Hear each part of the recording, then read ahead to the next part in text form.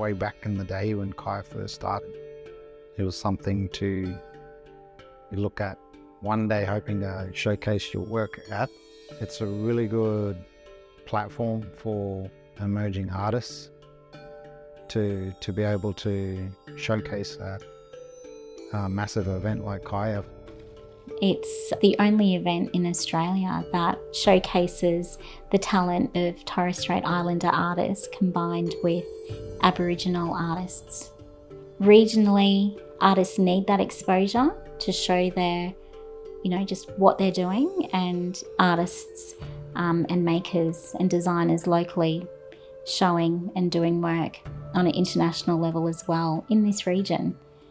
Coming together of all of the Queensland artists to show off, just what they're doing in Cairns is enormous, and it's a great platform to present what's happening here in Queensland and throughout the region. I think it's been a natural progression where you've got visual artists jumping in or pivoting into the fashion realm. So, that's just the nature of the beast. People just sort of gravitate towards that, into design, or they're into adornments. There's lots of people that do art and craft. I think the expertise was here already in Cairns. We had Grace, Lily and Lee to kick it off. Before that we even had elders that sort of kicked it off with their regional, with riffs. Riffs to me, they deserve so much credit as well, because they primarily initially started fashion here in far north Queensland, and they grew it, and it was their baby, and that baby grew at CIAF, so they definitely deserve that recognition for it. And they're traditional owners of Cairns as well. In terms of CIAF, it was in 2013 that they had their first fashion show of CIAF Presents, and that was beautifully curated by Grace, Lily and Lee. Riffs were a wonderful support for that show, because models that they had trained for their 2012 and 2013 show were able to slide across and model in the 2013 show at CIAF. And there were already these designers who were starting to do work, who then, as CIAF developed another level of presentation of Indigenous fashion and performance, designers who had participated in riffs and who were still participating in riffs had another level to present their work in, which is really needed. You need an entry access level, but then you also need that next level along, which then steps into, showing off your wares in national events. The capacity of their designers coming in at an entry level into fashion design to where they have gone to is just incredible. So I think of Murray Q Couture, who was invited to model in 2012, and she was like, model? But I'm a grandmother, what are you talking about? So she came in and she modelled, and she owned that catwalk when she modelled and she did that with her sister. The following year, she came back in 2013 with a collection. And if we fast track to 2021, she has grown the way that she designs using op-shopped clothing that she pulls apart, unpicks, and then she makes something new. So there's been this progression over this period, over those years from 2012. Last year, she took her collection to Milan Fashion Week. She was the first Australian Indigenous woman to show her work at Milan Fashion Week, and I believe also that she was the first Australian to show her work there. Riffs have provided access to just anyone wanting to be involved in fashion. So from models to designers to volunteers, those that help build the stage set for the catwalks, to those helping to dress the models behind the scenes. They've allowed that access. So it doesn't matter what level you are welcome. So people who have gotten involved in riffs have been not just Indigenous, but other members of the community. So there's a diverse group of people coming together. So from Cook Islands, people coming in to, I know that one of their models was an Indian model coming in and modelling. But there was just this really lovely, you know, the mob way to have open arms and welcome people in. You were accepted and you were welcomed.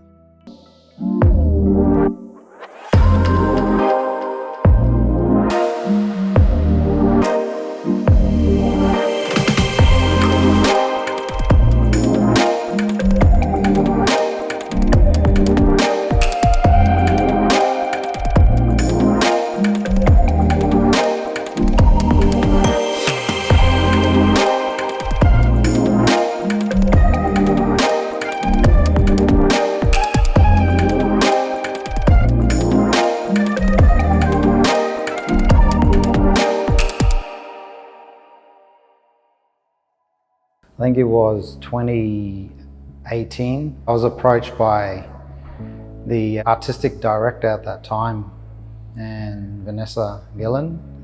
She approached me, sort of throw my hat in for the curator of the fashion performance back then, and sort of caught me off guard because it's something that never experienced or been part of, you know, at all. Probably never even been to a fashion show. Once I got asked to head that up, like I said, I needed a team together around me. So the first year was myself, Simone and Rita, and Hans as the choreographer. Art to me is about self-expression, and then when you put the Indigenous element into it, it's expressing our culture, it's expressing our stories, our old peoples, and it's also, for me, it's about truth-telling. Like when you work with so many elders and you connected with the elders in the community and you sit down and just take time to listen to them, you're like, man, some of the things they've lived through needs to be told, and it also needs to be, you know, passed down to our next generation, but also educating the wider community about it. You know, those stories are real. You know, it's part of that reconciliation as well. One of the main teachers for me was Bernie's mum, Verna Singleton. She said to me, there's not that many people that want to do traditional dyeing. So I had to think about it, and I said, you know what? All these, you know, grannies and nieces, they all love taking photos of themselves. Why don't we get them to learn how to traditional dye through modelling? So, you know, with that traditional dyeing, I then had my first collection showcase with KAYF in 2016. And yeah, and then it's just gone from there. It's like, wow, something that, you know, was a dying, you know, cultural practice, I've brought it to life through fashion, and that's the power of fashion as well. So a lot of it's sort of sharing whatever the message is for that theme, and each year there's a different theme. So the curators, whoever's been part of that, take on that challenge, and I think that's the beauty of it. They see it as a challenge and they want to make it right. They want to stick to cultural protocols. They want to stick to everything that we can do in the messaging of it all, that it's all culturally done right.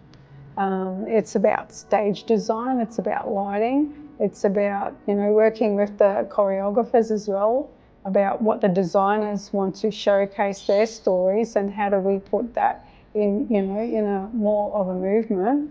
The years that we've curated, it's always really put my mark on the stage design. 2 years at the Tanks, the first year we done it was the mangrove hanging above, suspended above the catwalk. The second one was the tribute to languages, you know, over 250 Indigenous languages here.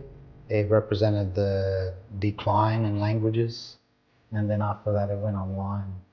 This water is sacred. It's been shot in different locations around the country. It was each designer's story around water. Having each designer's story told through either an artist or a family or a community member, from where those designers came from. We even layered in bird sounds that were specific for that area that was connected. Not many people know that. The amount of meaning and story we put in everything, like, you know, the voice, the recording, the birds. Like, for example, we had Simone's design based around the traditional hunting and Murrundu's story. We had Murrundu's talking about his High Court case decision. Not a lot of people know stuff like that. So it's just stories like that that we layered into every design. You know, we had Wudjul and the meaning of Wudjul. We had Linnell Flinders who was up there designing with Wudjul, telling the story about what Wudjul was and what water meant to them. Yarrabah elders, you know, about the healing waters over in Yarrabah, telling their story, telling the story about their mission dresses that they had to wear when they were young. Granny Hope, you know, that elder, that generation of people that actually were in a dormitory, telling a story about what the mission dresses were. While people were sitting there, they were hearing that story. So it's just that layering of story and knowledge, and that we made sure was in every piece. I'm here to advise you that we now have a confirmed case of the 2019 novel coronavirus in Victoria, the first case in Australia. It's important to stress that there is no cause for alarm to the community. The patient is isolated and is undergoing treatment, and we do not have any further suspected cases at this stage. In just a matter of hours, the country will go into lockdown. After the first meeting of the Coronavirus War Cabinet with all state and territory leaders, the Prime Minister has today declared a compulsory universal self-isolation for any person entering the country. 2020, when was it, around March, we all had to go into lockdown. We decided to push ahead, and I just thought, well, why don't we just do a video version? Let's do a film version that we can put on our website, we can put it all on our KAYF socials, and show the world what we do. You know, this is another exciting element that we can just sort of, dare I say, pivot to. My response to that straight away was digital, where we can capture all of this and we can then just email that across or Dropbox it across to New York, to Paris, to London, you know. That to me, I was like, yep, let's do it. And let's see if we can provide and showcase our designers and our backyard to the rest of the world. You can say that there is a Queensland art movement that exists here.